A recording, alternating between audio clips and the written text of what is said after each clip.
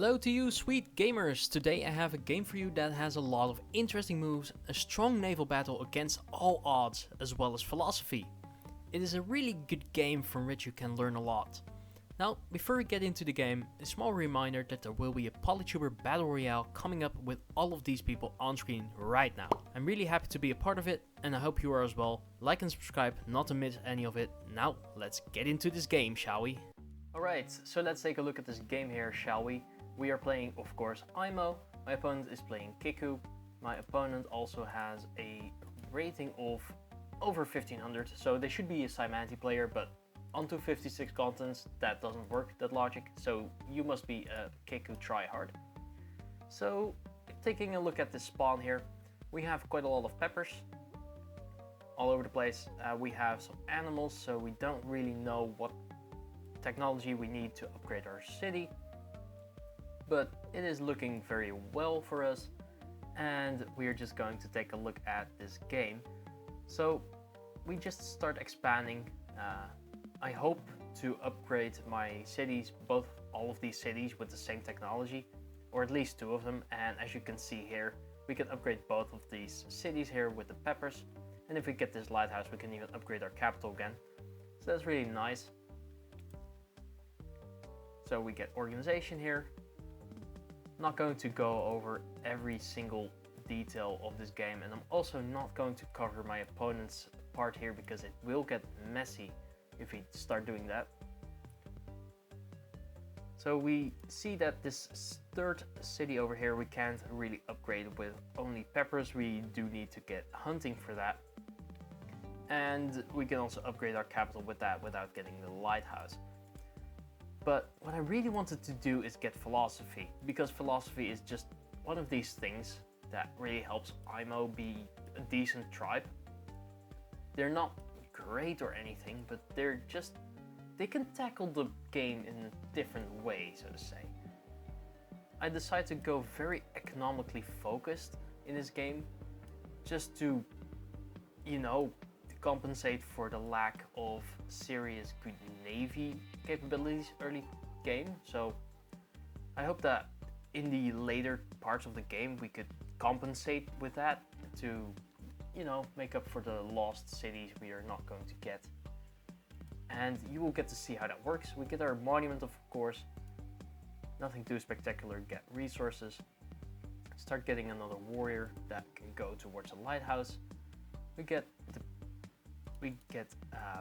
philosophy here. Really nice. Of course, it's one of those things that you really don't get to see in every game. And just Imo is so good at getting it. It's really bizarre. You see this ruin here as well. Get a lot of technologies that I really didn't need. So that's really one of my mistakes here.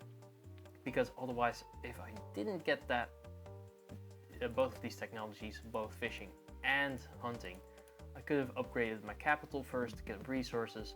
After that, I could have upgraded this city and maybe even this city as well. I'm not going to count all of that, but just a misplay on my my part here. But I'm going to need fishing and hunting anyway, so it's not that big of a deal. This warrior is going for that ruin. At the start of turn 8 here, or maybe at the end of turn 7, I always like to think about my economy as if it is above 14 stars per turn, it is really good. But if it's lower, it's moi, it's not that great. But 12 stars it's okay. But we see another ruin and yet another ruin here as well. And this is one of my misplays of the game. It's really embarrassing. I pick a city wall. It really just ends my turn, basically. I don't even know why. It was just a misclick. As I'm so embarrassed, I also get climbing just to go for that ruin, and this one as well. Going to need it anyways. Really stupid misclick. Really annoyed by that. It's fine. We see our opponent here, we meet them. And we get a veteran swordsman from that one ruin. Move on to the other one. And we start getting onto the water at turn 9, which is not great. Especially if we see that our opponent is playing Kiku and that they've already gotten onto the water with a scout. Nothing to laugh at. It's really hard to come back at this point. Although, if you look at the score, we are in a lead. And that can be very misleading because we have a monument that didn't really do much but give us points. Doesn't mean anything. So, it should be pretty close actually in terms of even score at this point. I get another workshop, could have gotten an explorer, but I was really not sure if it would go the right way. Here we do get the resources, start spamming some units. Get another workshop, and my opponent here starts hitting my rafts and they start port pinning. Critical moment. Very critical moment. The best strategy in Polytopia is of course to get lucky with a double star ruin. But I've analyzed this game and my opponent did get a star ruin on turn 3 or something. Which is really, it's so much more powerful than later in the game. But turn 10 double star ruin, that really compensates for it. So it's really nice to have some luck on my side here. Especially when facing against Kiku, one of the strongest tribes in the game currently. Maybe the strongest, even on continents. Yeah, my opponent continues pinning this port. I really can't do anything with it, but we have this other port and it's going to be very important. Aha, see what I did there? Port, important. And one of the simple ways that you can get rid of port pinning is by just placing more ports. It's really expensive, but sometimes it just works. Especially if you have quite a lot of port access. You can just, you know, plop down a couple more and just escape it. For now though, we keep getting port pinned here, but we do have access to one of our own ports here. Here we start to skirmish for the sea. It's going to be very critical that we can get control over the sea while my opponent is doing stuff. And as you can see, we have a lot of units, and all of these units are going to get into ports some way. We need to find a way to get all of these units, make them cover all of this area, slap them into my opponent's face, and then win somehow, even though they're playing a better tribe. Yeah, and here they start bamboozling me with rammers. Really still don't know why this is called aquaculture.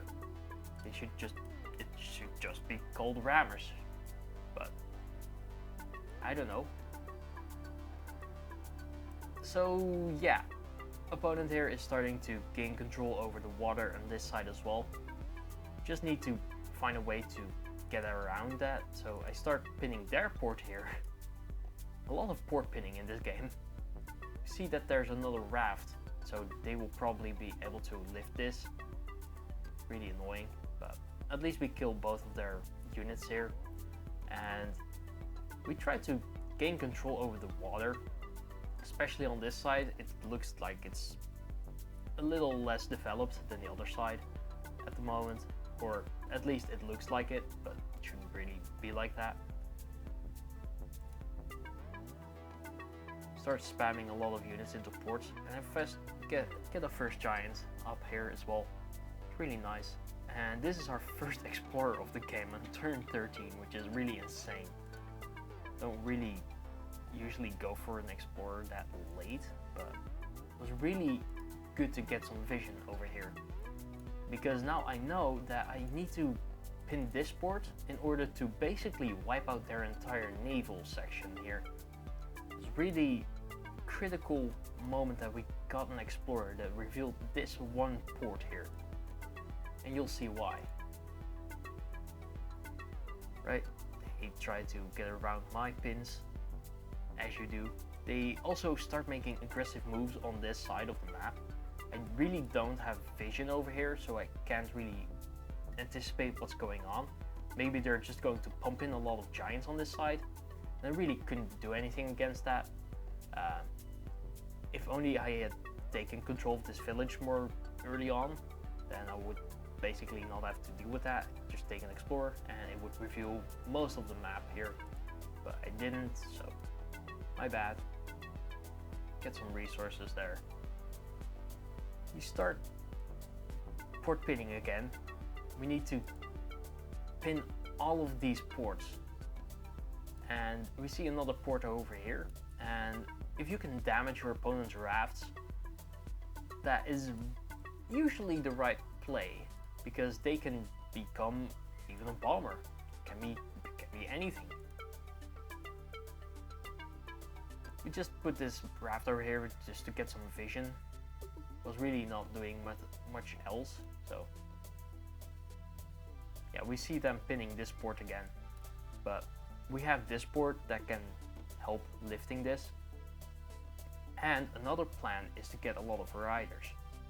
These riders are really good at just trying to help lifting such pins, and they don't die unless your opponent has aquatism, which is usually a pretty hefty investment in this part of the game. So most tribes don't really have the monetary capacity to get rid of that. Here they pin my other port again, but they are already in such a hard position here. I have so many units on the water already that they can't really pin anymore, and that's one of their critical flaws in this game. And another one of these issues you will see probably more at the end, and that is that they don't really use enough units over the span of this game. As you can see, a lot of their cities are just empty, and that really just didn't work out for them. And I don't know exactly why they decided to not get that many units, but there you go. And now we pin their most important port here, because it is the one that we couldn't really have access to until now. And basically all of this section over here now is basically under control. And if we turn off the fog here, you can see that my opponent here has 1, 2, 3, 4, 5, 6, 7, 8, 9 cities, whereas we have 1, 2, 3, 4, 5, 6. And still, if you look at the amount of units, we have so many more, at least on useful tiles. I mean, this warrior is not doing much. Also, they haven't gotten this lighthouse yet, which is, in my opinion, really funny. Really bizarre that they didn't get that lighthouse, but sure. We start moving this giant here, this juggernaut. Just going to turn off the fog for the rest of the game. You can see what is going on here. My opponent was really trying to keep lifting all of their pins, but they just didn't have the setup to do it. And I think that that's one of the strong suits of IMO. They can get all of the technologies they need once they get, of course, philosophy, in order to basically be very flexible. And that's the strong suit of this tribe. Really be able to make a lot of different choices.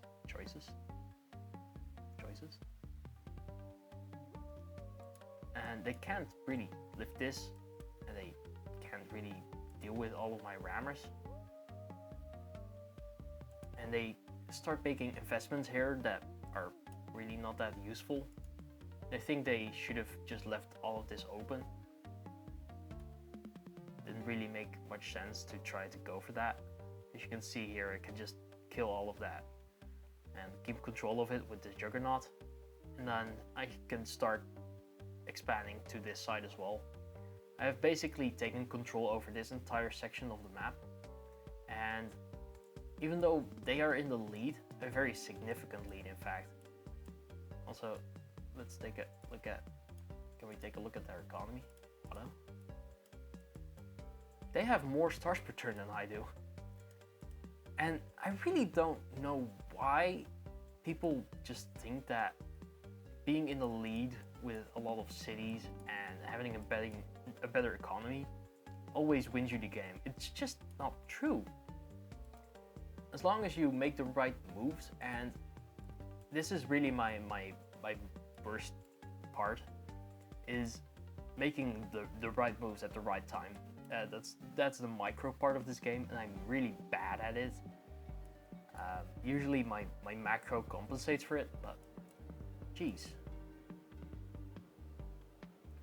Yeah, here we just start making more units. And also, for no reason, I just get this llama because I like it. Llamas are cute. Llama gang. But yeah, let's just admire how simple this game actually turned out to be. Even though my opponent was playing very well, and they also played a pretty strong tribe, maybe the strongest in the game for this map type, they really just couldn't get control over the water, which is really weird. And I think that my strong plays here was to wait a little bit, build up my economy, and then start just lifting port pins, and then start pinning on my own. It was really effective. They finally get that lighthouse, by the way, turn 16, with one tile of movement away from their capital. Absurd. Also, they get the all of the 4 lighthouses. Pretty interesting to see that working on the continents game 256. Really interesting. And yeah, here we just start slapping the opponent with units and just sieging all over the place. That's all I had to do, basically. Just make a lot of ports, and yeah, they give up here. I think they noticed that there was really not a good way for them to get rid of this attack here, and they couldn't even get rid of this section over here because I had all these riders that could easily lift sieges on this part of the map. So what they had to do is really focus more of their units towards this side, and that couldn't really be done unless they had gotten riding pretty early on. That was really not the right play for them, even though they did get that star ruin. They could have gotten forestry, which is, in this case, it looks pretty good. They could use that to get more control over the map. But in this situation here, look, it's just so empty. They can't really do much, and I don't even know how many starfish they got, or if they even got starfish. Can we see? Yeah, so they got navigation. They did get hunting, as well as org. But even with their superior economy and multiple, although their city lead was three cities, so even though they had everything in favor of them, they really just couldn't get rid of all of the units that I was pumping out. And here we would have been able to just siege all of this. They couldn't do anything against that. Really controlled gameplay on my part. Was not too aggressive. It was really an IMO game where you just slowly but surely gain control of the map. And I really like that about this tribe. It's just very versatile once you get philosophy going, and it can make some interesting plays here. Yeah, really good game. I think my opponent played very well. I just think that there were some misplays on their part. They didn't focus on the right sections of the map, and that ultimately led to their downfall. Really unfortunate. It was a really good game though. Really enjoyed it.